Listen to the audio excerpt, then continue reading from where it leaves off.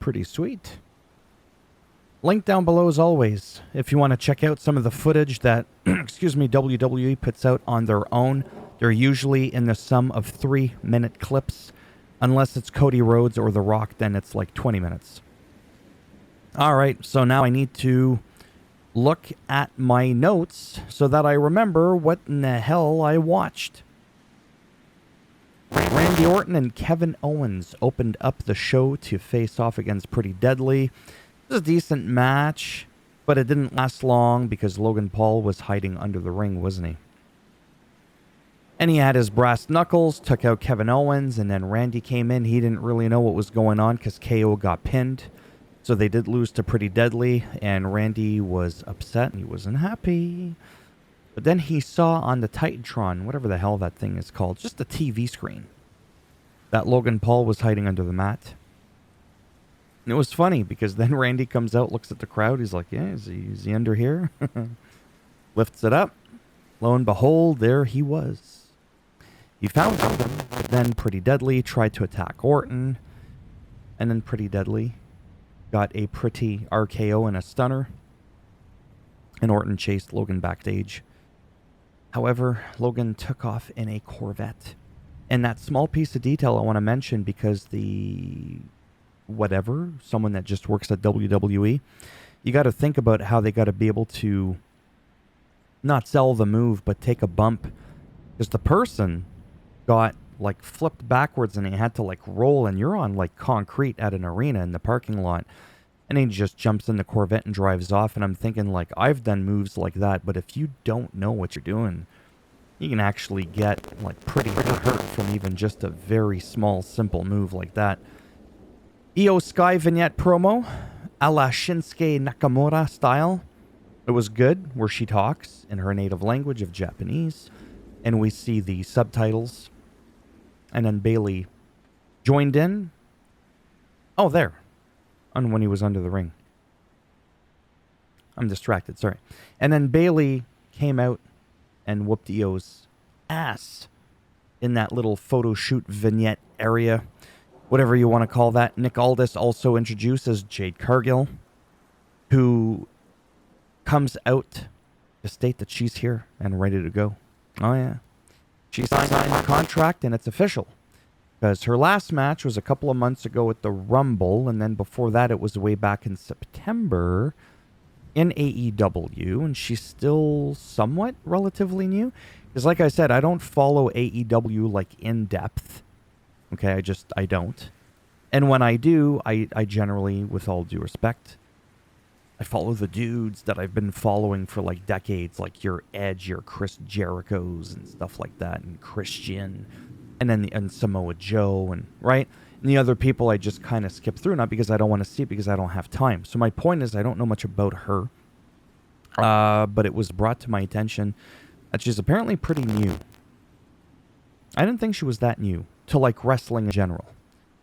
Anyhow, I'm on board. I'm super excited to see what's up with that. Backstage interview with Damage Control. Yep. And a backstage, Nick Aldis runs into that tag team. I don't even know what their name are. Something Dawn. I can't remember.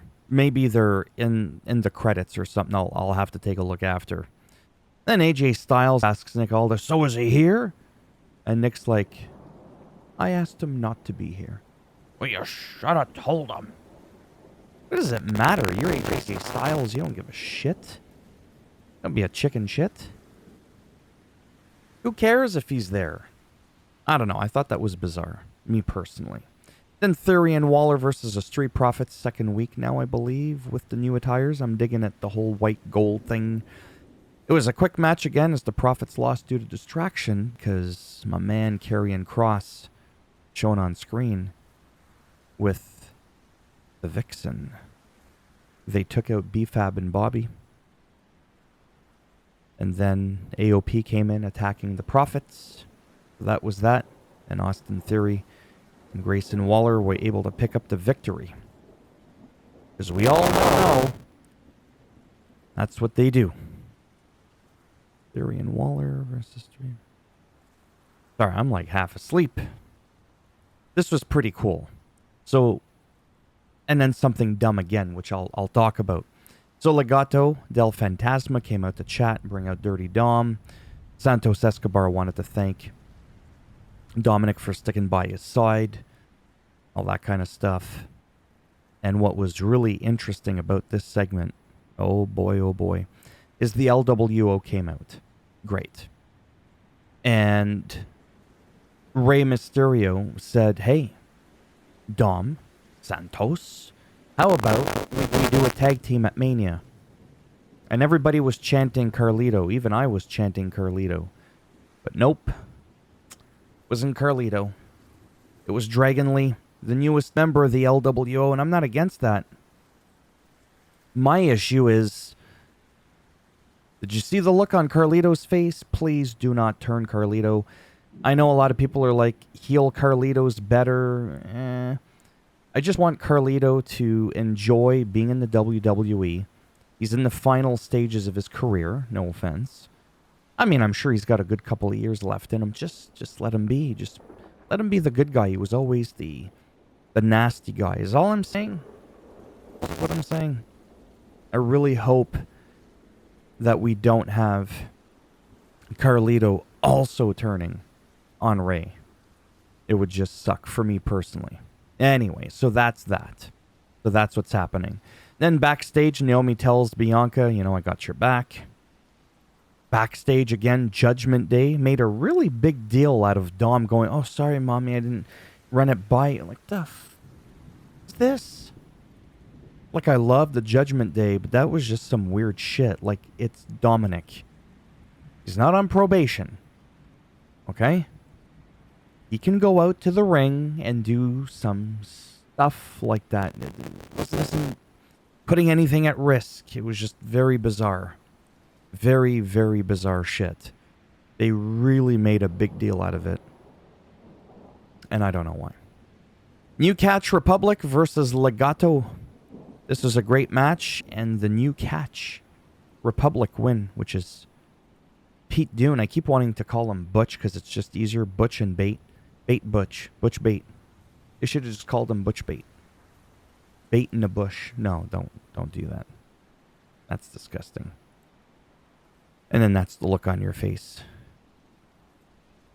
All right, we're going to move on and pretend I didn't say that. Paul Heyman chats backstage with Jimmy and Solo briefly. And that whole dynamic, again, is just so bizarre because in the history of professional wrestling, I just can't remember the last time there's like a faction, a tag team or whatever, where two of the members are constantly not seeming to be on the same page. Like Jimmy always like, yeah, give it here. And Solo's just like, I got this for you, big boy. Like, I don't know. It's just weird to me. Right? And I guess it runs in the family because The Rock's always talking about candy asses and Solo Sikoa's always got that taped up thing because he doesn't want his stump to turn into a brownie.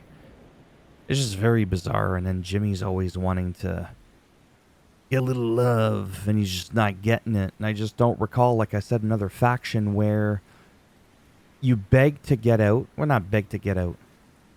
You want out and everything was cool at first.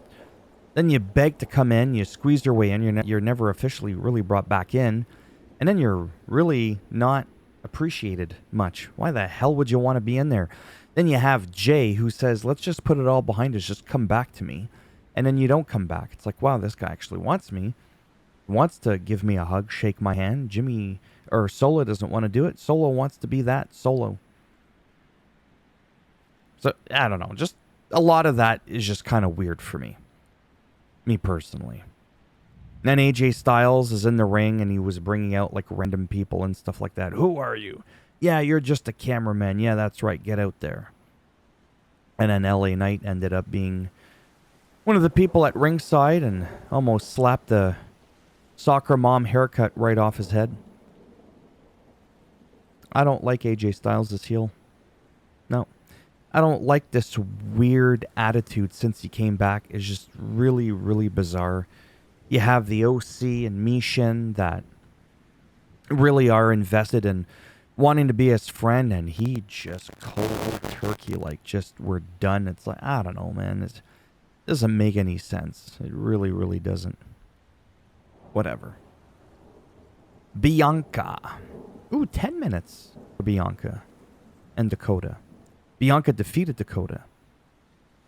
And it was a good match. I just have to remember it. Yeah, so I think this was Dakota Kai's second match. Since being shelved with an injury. A real one, not a scripted one. And she's got a knee brace a la Stone Cold Steve Austin style. It was pretty good. Bianca won. Kabuki Warriors came out. Naomi came out to even out the odds. Everybody was calling for Bayley to come out, which she didn't. Which I suppose it makes sense only because they wanted to set up for something different, to which Nick Aldis confirmed on Twitter, not during the show, that at WrestleMania 40, they are going to have Bianca Belair, they're going to have Naomi and Jade Cargill face the Kabuki Warriors and Dakota Kai in a 3-on-3. Which for me kind of sucks, because I'll admit, I would have liked to have seen the Kabuki Warriors. Are they defending their tag titles at Mania? On any of the nights? I'm not even sure. I'm not going to lie. Now, Naomi just came back. Former tag team champion. Jade Cargill, Bianca, Powerhouse.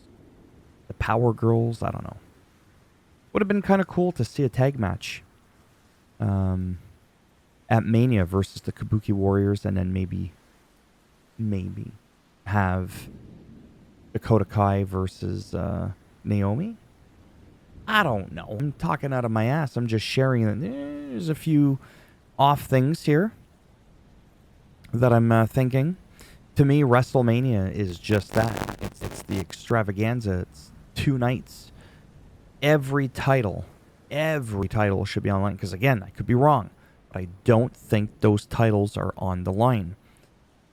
And I feel like they should be. See, even when I look at here, WWE's like, I don't know who they were. The tag team I was telling you about that ran into Nick Aldis earlier. I guess it's because they weren't technically featured, but whatever.